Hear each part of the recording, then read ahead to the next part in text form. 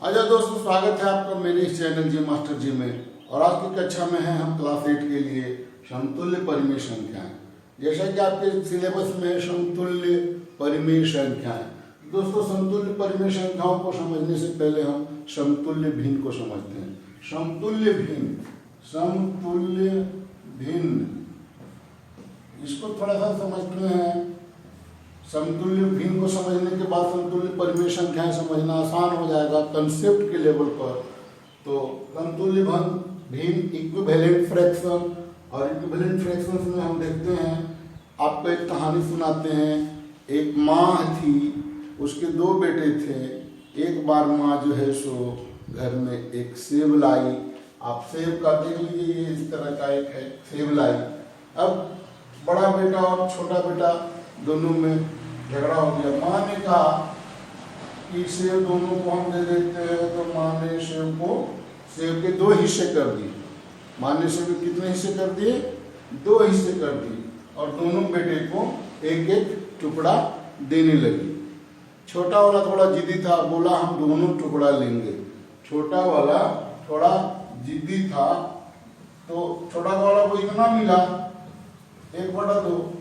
छोटा जो जिद्दी था उसने कहा कि नहीं, हम 2 टुकड़ा लेंगे। 2 टुकड़ा लेंगे। तो माँ ने कहा कि ठीक है बेटा, तुमको हम 2 टुकड़ा देते हैं। तो उसने सेब को ऐसे 4 कट में डिस्ट्रीब्यूट कर दिया, एक चीरा और लगा दिया, और उसको कहा कि बेटा 1 2 3 4। तो उसको क्या दिया, कितना दिया आप? 2 टुकड़ा दिया। छोटे वाले बेटे को कितना टुकड़ा दिया? 2 टुकड़ा दिया। छोटा वाला कोई समझा कि यहाँ कुछ दिक्कत है, तो उसने क्या किया, बोले नहीं हम 4 टुकड़ा लेंगे। बोले ठीक है बेटा, तुमको 4 टुकड़ा देते हैं। तो माँ ने उसको ऐसे कट लगा दिया, और उसने क्या किया कि बेटे को 1 2 3 4, उसने क्या किया कि 8 में से 4 टुकड़े उसे दिए। तो छोटा बेटा धीरे धीरे समझने लगा कि नहीं, भले टुकड़े अधिक हो रहे हैं, लेकिन हमको सेब उतना ही मिल रहा, कितना? आधा। इस प्रकार हम यहाँ देखते हैं दोस्तों कि 1/2 बराबर है 2/4 के, और 2/4 बराबर है 4/8 के। ऐसे टुकड़े बढ़ते जाएंगे तो 8/16। इसी को हम लोग, मात्रा वही है, आधा से भी है, लेकिन इसको लिखने का तरीका बदल गया। 2/4, 4/8, 8/16। इसी तरह से अगर इसको एक दूसरे परिप्रेक्ष्य में देखें तो ये ऐसा भी हो सकता है कि यदि अगर इसको ऐसे भी कोई लिख सकता है 5/10, 3/6, 7/14, 8/16 तो हो गया, 9/18, 10/20 इसमें नहीं आएगा, 10/20 भी आएगा। तो ऐसे तो जब संख्याओं को हम इस तरह से लिखते हैं कि उनके अंश और हर तो बदल जाए, लेकिन उसका जो परिमाण है, उसकी जो मात्रात्मक वैल्यू जो है, उसका जो मात्रा है, उसकी जो वैल्यू है वो नहीं बदले, तो ऐसे संख्याओं को हम लोग कहते हैं समतुल्य भिन्न। समतुल्य भिन्न के जब केस में समझ गए, तो आइए दोस्तों हम देखते हैं कि समतुल्य भिन्न बनाते कैसे हैं। तो समतुल्य भिन्न बना कैसे हमारा? तो समतुल्य भिन्न हमारा ऐसे बना 1/2 बराबर, तो क्या करेंगे कि 1/2 को ऊपर नीचे एक ही संख्या से गुना करेंगे। यदि 1 से ही गुना करते हैं तो 1/2 ही रह जाएगा। अगर इसको ऊपर नीचे 2 से गुना कर देते हैं बराबर संख्या से, कोई अंतर नहीं पड़ेगा, तो 1 दूनी 2 और 2 दूनी 4। उसी तरह से 1/2 में अगर हम गुना कर दें, ऊपर भी 3 से और नीचे भी 3 से, इसका मतलब कि अंश को भी 3 गुना कर दें और हर को भी 3 गुना कर दें, तो यहाँ हो जाएगा 3/6। तो आप तो बच्चे आप बता सकते हो, इस तरह से बना सकते हो संख्याओं को बढ़ा करके, तो ये हो जाएगा 4/8। इस तरह से आप जितने चाहो बना सकते हो। 5 का भी बना सकते हो, 6 का भी बना सकते हो, जितना ले जाना चाहो, हम जितना चाहें उतना कर सकते हैं। और 7/14 ऐसे करके तो जितना हम अंश लाना चाहें या जितना हर लाना चाहें अपनी सुविधा के अनुसार कर सकते हैं, कभी कभी नहीं भी हो सकता होगा। तो ये देखते हैं कि ऐसे भिन्नों को हम क्या कहेंगे। ऐसे भिन्न को हम लोग कहते हैं समतुल्य भिन्न, इक्विवेलेंट फ्रैक्शन। तो यदि हम फ्रैक्शंस को समझ गए हो समतुल्य भिन्न को, तो आपके लिए समझना आसान हो जाएगा कि समतुल्य परिमेय संख्याएं कैसे बनेंगी।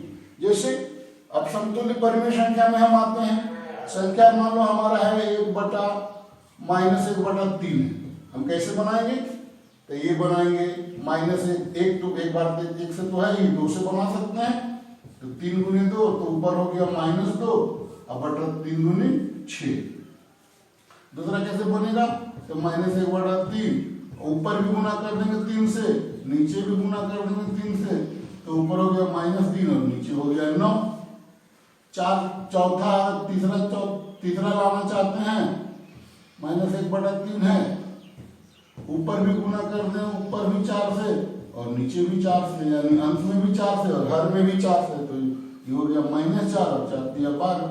ये संख्याएं जो हैं सो इनका रूप केवल बढ़ रहा है, इन्हें संख्यात्मक रूप से बढ़ रहे हैं, लेकिन इनका मान नहीं बढ़ रहा है। अंश बदल जा रहे हैं, हर बदल जा रहे हैं, लेकिन भिन्न वही है। उनकी जो वैल्यू है, उनका जो मान है, उसकी जो मात्रा है वो वही है। तो ऐसे परिमेय संख्याओं को हम समतुल्य परिमेय संख्याएं कहते हैं। और किसी दी गई परिमेय संख्या के लिए हम अनेक परिमेय समतुल्य परिमेय संख्याएं ज्ञात कर सकते हैं। जैसे एक एग्जांपल आपके लिए ले लें कि आपको निकालना है कि -2/3 के 4 समतुल्य भिन्न लिखो।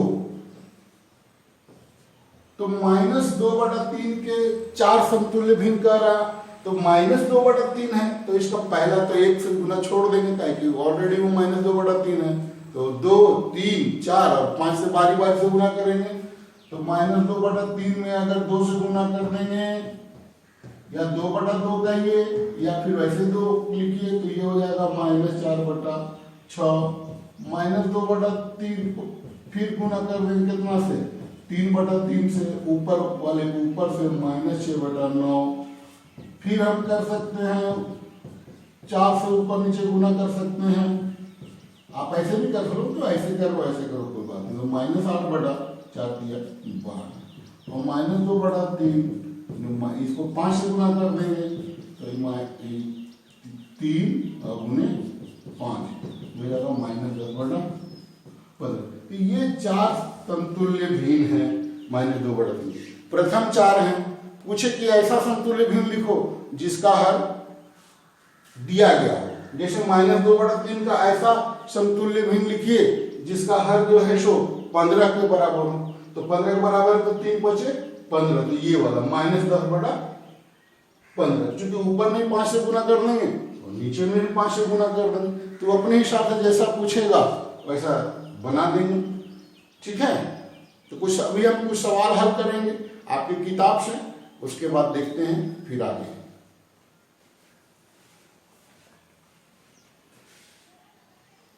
अभी हम लोगों ने देखा कि गुना करके हम समतुल्य भिन्न या समतुल्य परिमेय संख्या प्राप्त करते थे, 0 से गुना करने की आवश्यकता नहीं पड़ती थी। अभी हम लोग भाग दे करके समतुल्य भिन्न ज्ञात कर सकते हैं, भाग देकर भी ज्ञात कर सकते हैं। जैसे 20/25 है और इसके समतुल्य एक भिन्न या परिमेय संख्या लिखनी है, तो 20/25 है, तो हम भागा दे देंगे, तो एक ही संख्या से भागा दे सकते हैं।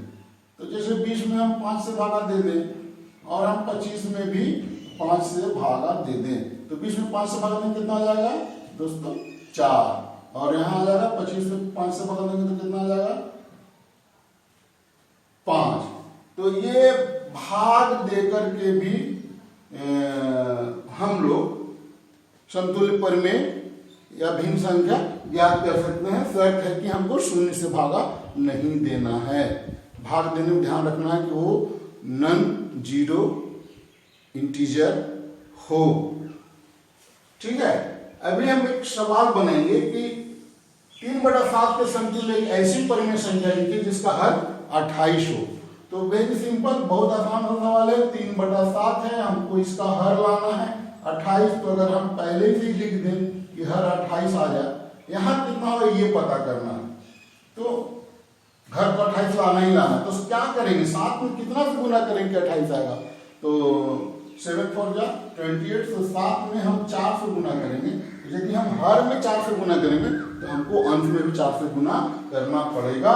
तो इसका मतलब अंश यहाँ 3 है और इसमें भी 4 से गुना कर देंगे, तो 3 चौका 12, यानी 12/28। तो 3/7 और 12/28 जो है सो समतुल्य संख्या है। 12/28 एक ऐसी समतुल्य संख्या है जिसका जो हर है सो 28 है। एक दूसरा सवाल है कि 7/20 के समतुल्य एक ऐसी परिमेय संख्या है जिसका अंश 21 हो। तो यहाँ पर अंश 21 लिखना है बच्चों। तो ये 7/20 है, इसका अंश हमको लाना है 21, नीचे पता करना है कि हर कितना होगा। तो हमने क्या किया है, 7 को 21 लाने के लिए क्या किया, 7 में कितने से गुना कर सकते हैं, 3 से। तो जब 7 में 3 से गुना करेंगे तो उसके हर में भी 3 से गुना करना होगा। तो देखते हैं 7 के कितना हो गया 21 और 20 के कितना हो जाएगा 60। तो यही 21/60 जो है सो 7/20 के समतुल्य है। तो 7/20 के समतुल्य एक ऐसी संख्या 21/7 है जिसका हर जो है सो, जिसका अंश जो है सो 21 होगा।